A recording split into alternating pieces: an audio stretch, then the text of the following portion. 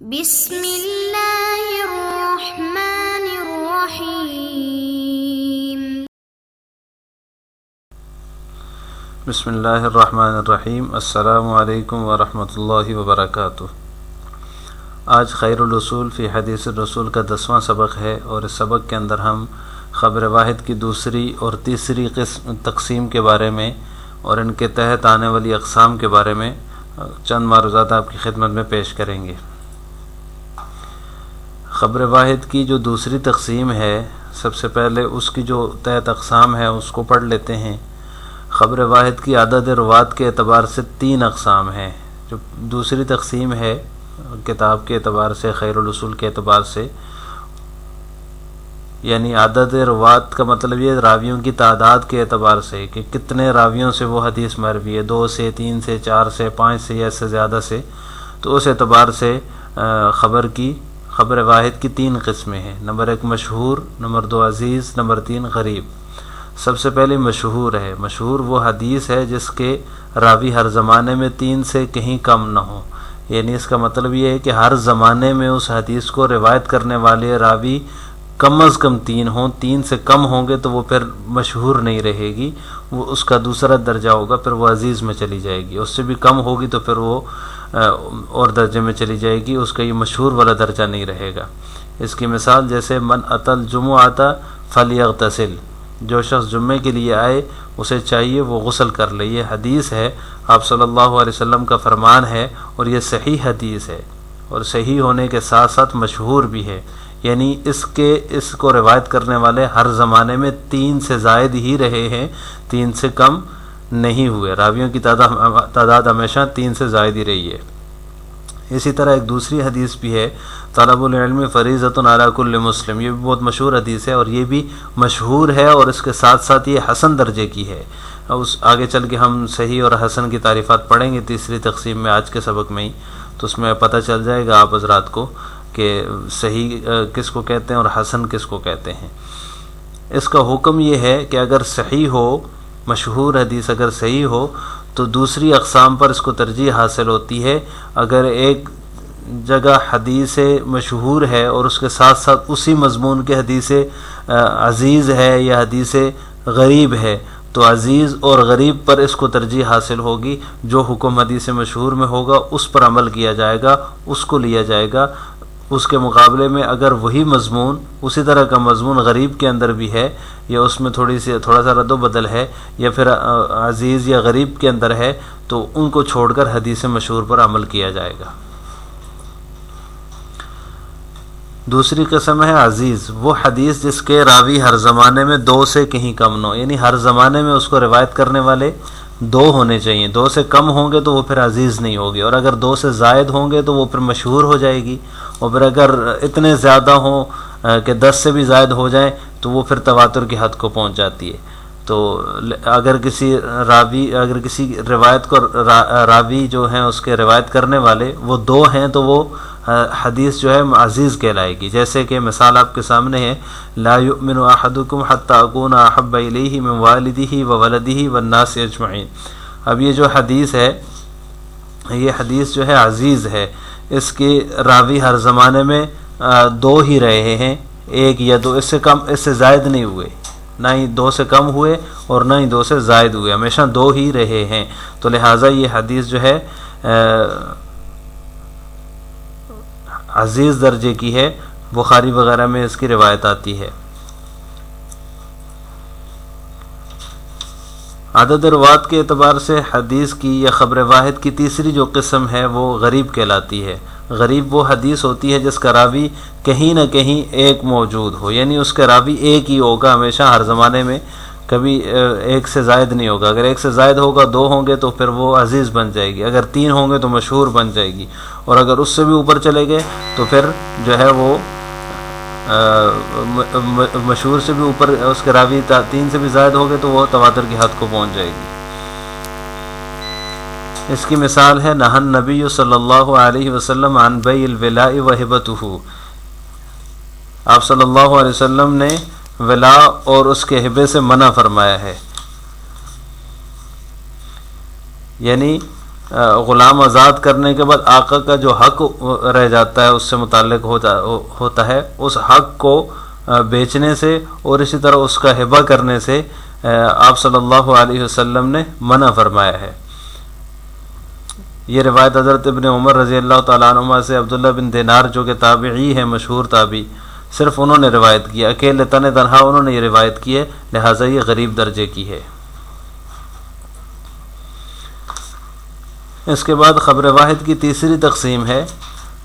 تیسری تقسیم راویوں کی صفات کے اعتبار سے ہے کہ کون سا راوی کس صفت سے موصوف ہے، کیا کیا صفات ہیں، ہر راوی کی الگ الگ کیا صفات ہیں، اور اس طرح کی جو صفات ہوتی ہیں ان صفات کے اعتبار سے جو ہے وہ 16 اقسام پر مشتمل ہے۔ یعنی خبر واحد کی تیسری تقسیم کی 16 اقسام ہیں، جو کہ یہاں ٹیبل میں آپ کے سامنے موجود ہیں اسکرین پہ۔ نمبر 1 صحیح لذاتہ، نمبر 2 صحیح لغیرہ، نمبر 3 حسن لذاتہ، نمبر 4 حسن لغیرہ، موضوع، متروک، شاذ، محفوظ، معروف، معلل، مضطرب، مقلوب، ضعیف، منکر، مصحف، مدرج۔ یہ 16 اقسام ہیں راویوں کی صفات کے اعتبار سے۔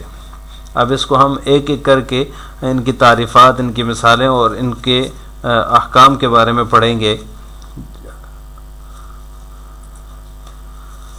سب سے پہلے نمبر پر ہے صحیح لذاتہ، وہ حدیث جس کے راوی عادل کامل الضبط ہوں اور اس کی سند متصل ہو، معلل اور شاذ سے محفوظ ہو۔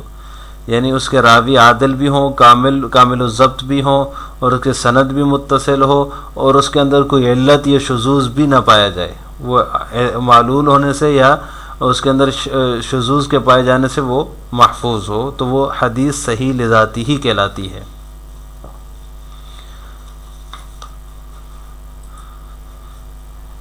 اب اس کے اندر جو انہوں نے صحت کی شرائط لگائی ہیں وہ 5 ہیں کہ حدیث جو ہے وہ اس کی سند بھی متصل ہونی چاہیے، اتصال سند۔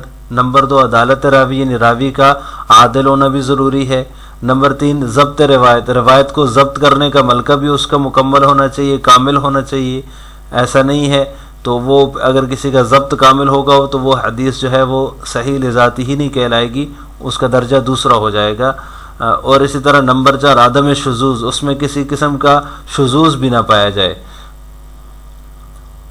شذوذ کا مطلب ہوتا ہے سکہ راوی جو ہوتا ہے وہ اپنے سے بلند درجہ جو اس سکہ ہوتا ہے اس کی مخالفت کرتا ہے تو وہ اس حدیث کو شاذ کہتے ہیں۔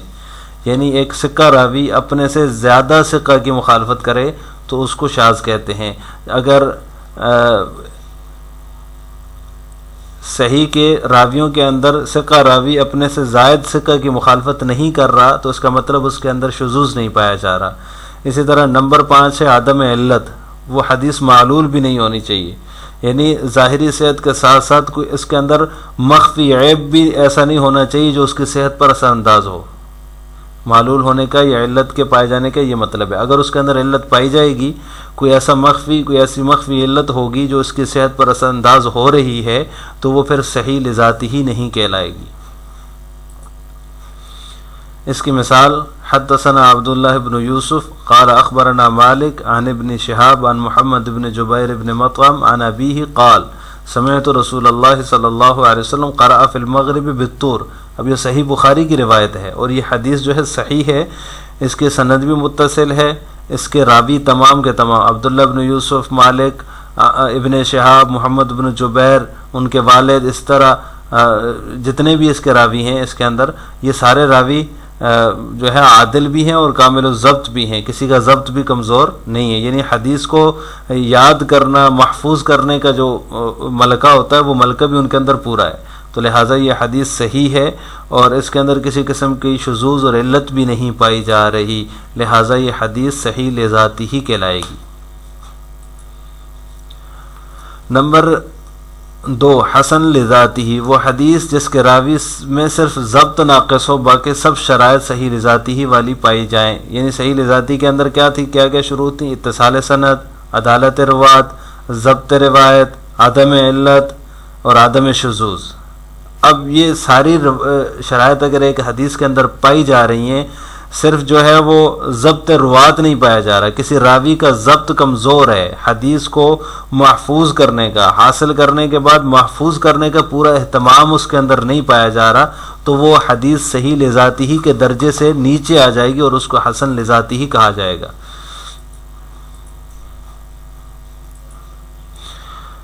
اس کا حکم یہ ہے کہ یہ صحیح لذاتی تو وہ حدیث ہوتی ہے جو بالکل صحیح ہے، اس کے راوی تمام عادل بھی ہیں، کامل الضبط بھی ہیں، اس کے اندر شذوذ اور علت بھی نہیں پایا جا رہا، تو وہ صحیح ہے اور صحیح لذاتی ہی ہے، اور اس کے اندر کسی قسم کی کوئی ایسی چیز نہیں پائی جا رہی، تو لہٰذا اس کے اوپر عمل کرنا بھی بلا کسی تردد کے وہ ضروری ہوتا ہے، اور اس سے صرف نظر کرنا جائز نہیں ہوتا۔ لیکن حسن لذاتی ہی جو ہے اس میں تھوڑا سا حکم کے اعتبار سے درجہ کم ہو جائے گا، اس کا صحیح سے اس کا درجہ کم ہے۔ اس کی مثال حدثنا قتیبہ حدثنا جعفر بن سلیمان الضبعی عن عمران الجونی عن ابی بکر بن ابی موسیٰ الاشعری قال سمعت ابی بحضرۃ العدو یقول قال رسول اللہ صلی اللہ علیہ وسلم ان ابواب الجنت تحت ظلال السیوف۔ اب یہ بڑی مشہور حدیث ہے، آپ حضرات نے بھی سن رکھی ہوگی، ترمذی نے اس کو روایت کیا ہے۔ یہ حدیث جو ہے حسن درجے کی ہے، اس میں حسن درجے کی طرف کیوں آئی ہے؟ بالکل صحیح حدیث ہے لیکن حسن درجے کی ہے، حسن لذاتی ہی ہے۔ اس کی وجہ یہ ہے کہ اس کے اندر ایک راوی ہیں جعفر بن سلیمان الضبعی، یہ جو ہے ان کا ضبط کمزور ہے، اس محدثین نے ان کے ضبط کو کمزور قرار دیے، یعنی حدیث کو سن کر محفوظ کر کے آگے نقل کرنے کا جو اہتمام ہوتا ہے وہ ان کے اندر نہیں پایا جا رہا، تو لہٰذا یہ حدیث جو ہے صحیح کے درجے سے نیچے آ جائے گی اور حسن لذاتی ہی کہلائے گی۔ اب اس کے بعد تیسری قسم ہے ضعیف۔ ضعیف کا معنی ہوتا ہے کمزور، یعنی وہ حدیث جس میں صحیح و حسن کی شرائط نہ پائی جائیں۔ صحیح کے اندر کیا شرائط تھی؟ راوی عادل ہو، کامل الضبط ہو، متصل السند ہو، اور اس کے اندر شذوذ اور علت نہ پایا جائے۔ یہ 5 جو ہے شرائط صحیح لذاتی کی تھی، اور صرف 4 شرائط تھی حسن لذاتی ہی کی، یعنی اس کے اندر راویوں کا عادل ہونا بھی ضروری ہے، اتصال سند بھی ضروری ہے، عدم اور شذوذ سے پاک ہونا، عدم علت اور عدم شذوذ کا ہونا بھی ضروری ہے، یعنی اس کے اندر علت اور شذوذ بھی کسی قسم کا نہ پایا جائے، صرف ضبط ناقص ہو تو وہ حسن لذاتی ہی ہوتی ہے۔